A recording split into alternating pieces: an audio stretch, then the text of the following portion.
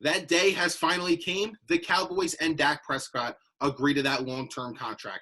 Dak Prescott will be seeking a 4-year deal worth $160 million, $126 million guaranteed, which is the most in NFL history. And some may say this is a win-win for Prescott and the Cowboys, but that's far from the truth. It's a win for Dak Prescott, especially after that devastating injury he dealt with this year. So happy he's financially stable to have that long-term contract to support him and his family and then generations to come.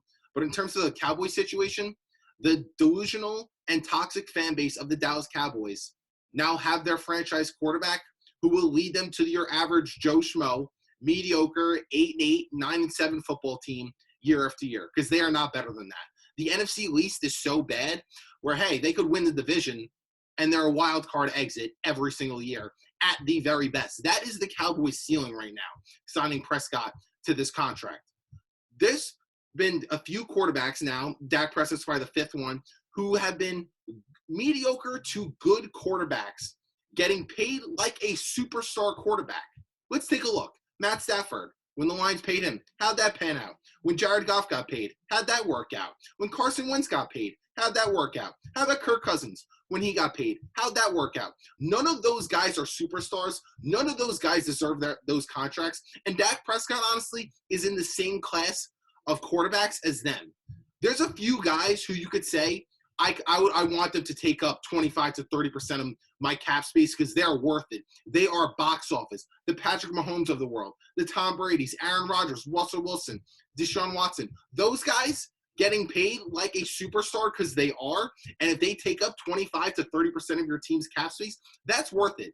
Dak Prescott's going to take up about 30% of the Cowboys' cap space, and now they're going to miss out about 6 key free agents that they could sign this offseason because of his contract. That's simply not worth it. And a franchise who hasn't been to the NFC Championship game since 1996, regarded as America's team, who has been to 8 Super Bowls in their franchise, won 5 Super Bowls. I don't think this is worth it for the Cowboys. And it's great for Dak Prescott, but now how are you going to pay Zeke Elliott? How are you going to pay other guys? How are you going to get better? Their team wasn't a championship caliber team with a healthy Dak Prescott before this contract. Now with it, how are they supposed to get better? How are they supposed to get better?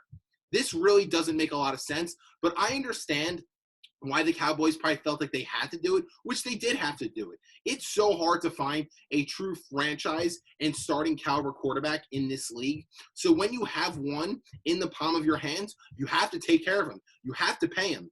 Because without Dak Prescott, the Cowboys are a 5-win team.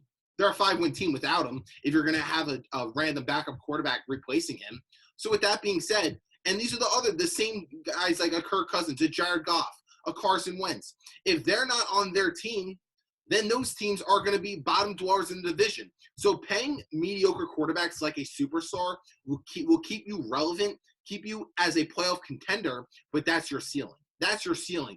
Championship aspirations, you could throw that out the window. And as America's team, as the Dallas Cowboys, and as that toxic, delusional fan base who says they're going to win the Super Bowl every year, you expect more from them as a franchise. You expect more from them as a franchise than just be relevant, just be in playoff contention, because that's really all the Cowboys are right now.